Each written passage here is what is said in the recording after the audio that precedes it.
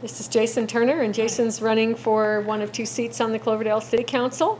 And I'm Nina Hanchett, and I'll be asking you some questions. Wonderful. Nice to meet you. Nice to meet you, too.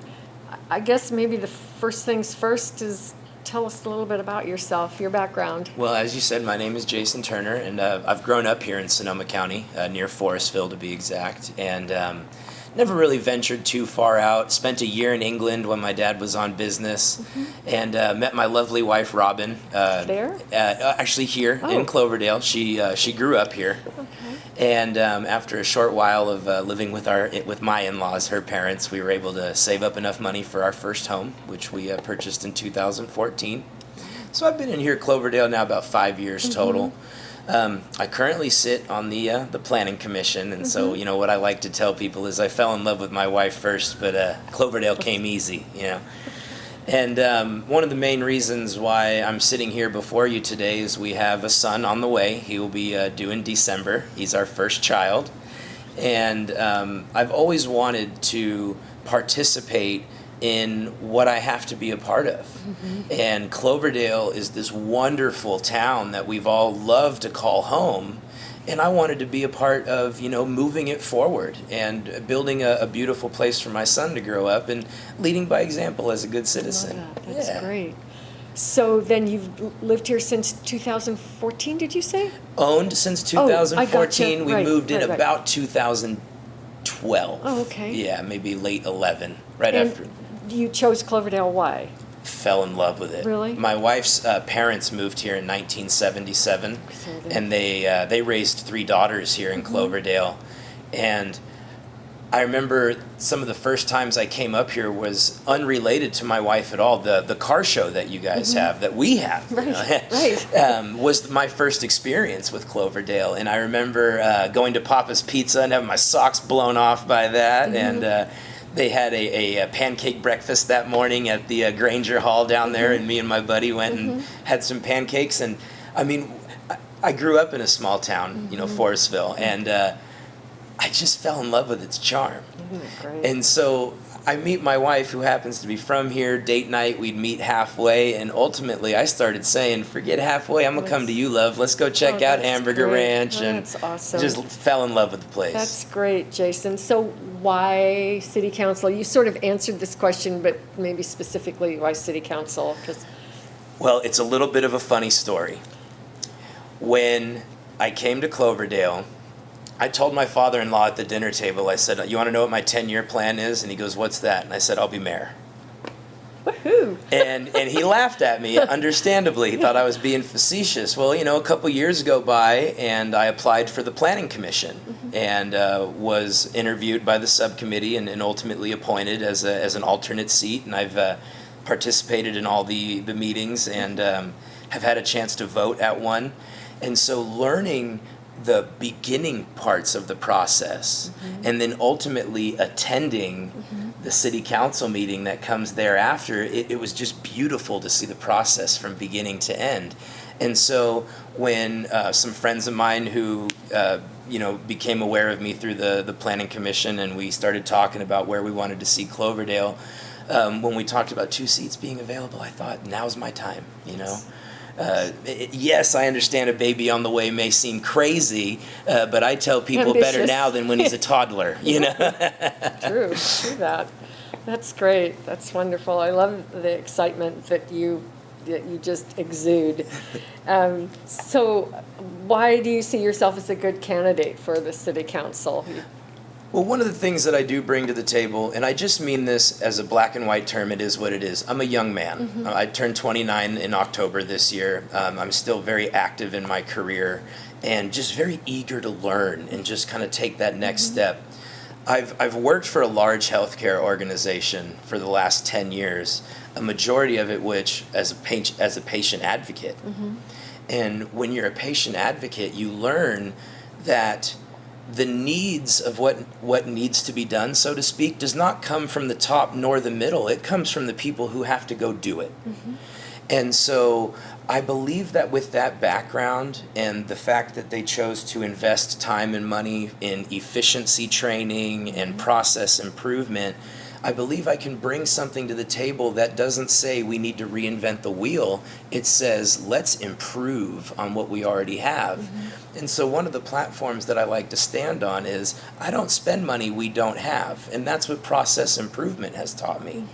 Let's look at our existing process from the people who do the work and allow them to dictate to us, this is what I need. And with that, what I call unique point of view, I think I would bring just a different flavor to the council and the other 4 people I'd share it with. Excellent, well said. What 2 areas do you think you'll have the most impact on when you're on the city council? Well, I'm a young man, I see growth. And what I want to do is I want to go market Cloverdale. I truly believe that we have a paradise here within Sonoma County. And when you have a paradise within Sonoma County, you just can't be willy-nilly about it, for lack of a better word. So I want to go recruit. I want to go find the businesses, work with our current city staff to break down walls and collaborate. You know, there are certain things that the city has no control over, like the school district, but let's work with them. What can the city do to help you? What can the city or the school system do to help the city? So the more we break down those walls, the more we can see what Cloverdale wants to become. But we have to make money to do it. And so, never forgetting Cloverdale's charm, I see hotel tax as a concentrated revenue that we get to use at our discretion. Cloverdale's TOT is the lowest in the county. It is. It's shamefully. And I see an opportunity to work with project managers early. Right. How can we collaborate? Excellent. You know, ease of access. That's more than just a word. That is a state of mind. It is a practice. Giving people an idea of what they can expect when they want to be a small business in Cloverdale, when they want to break ground, before they make any sizable investment. And then as we can continue to build that reputation and we can gather dollars, I'd love to see the parks get a little bit bigger, maybe a few more, you know. Make sure we have the money to fulfill the promises that we've made to our youth. The whisperings of a skate park are continuously out there. You know, people talk about City Park and some of the help that it needs. I particularly live next to a park that the kids refer to as New Park, over off Healdsburg Avenue. Right. And the lighting there is fantastic. But let's make sure that we're making the money that we need to ensure that that can be sustained without having to lean too heavily on, let's be honest, our income. Right. Excellent. Thank you, Jason. People talk about economic development, and it can encompass a lot of different things. What does economic development mean to you, and in terms of Cloverdale's economy? I think economic development, when you look at Cloverdale, means being selective. You will continuously hear, we don't want to be the next Healdsburg. We won't. Look around us. We are beautiful Cloverdale. We are our own paradise, as I said before. So when you look at economic development in a town with such a large amount of charm, value, concentrated revenue, that is why you may have heard me say, I want to go find the businesses. I don't want to put a help wanted sign up and just wait to see who comes. As I said before, I'd like to go recruit. I'd like to speak to our neighboring cities and learn from their successes and learn from their challenges. So when we do make a decision as a town to bring in the next business opportunity, not only does it benefit our financial stability, but our people can get behind it because they say, I'm from Cloverdale and I'd love to show you this beautiful thing we have. Makes me excited to be a part of it all. Love it. So, how do you plan to keep your constituents informed? Well, I must say, I am an electronic guy. I can speak from a little bit of experience, even in my campaign. My email and my phone number, that rings right to my left pocket, as I say facetiously. I'm never too far from it. During my campaign, I've created a social media page to let people know the comings and goings, what I'm trying to do. I plan to sustain that as a city council member. It is an easy forum for someone to use during any time of their day. One thing that we learn as society moves forward is trying to operate within business hours is almost an archaic way of doing things. More and more companies are doing 3 shifts. So business hours is almost an outdated term. What does that even mean, so to speak? So allow me to make my point. It won't solely be electronic, but electronic gives people the opportunity to communicate with me 24 hours a day and allow me to answer it when I have the time and can give them something tangible. I don't want people to think that their emails go to a general inbox or a distribution list. People can learn from experience. They'll see my leaflet around. Call the number on it. I invite you. I will pick it up. But some people don't necessarily subscribe and love technology.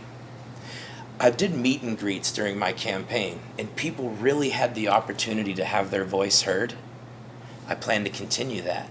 And I can tell you there are people that will hold me accountable to that. And that is something that I'm very passionate about, is making sure that I remain visible after and if I'm elected. Excellent. And then, Jason, the final question is just sort of an opportunity for you to tell people what they might not know about you, and maybe some of the things that you've done that you're very proud of, and some of the things that they just may not know. I've learned that life can be humbling. My dad was a very ambitious man, always the next level of business.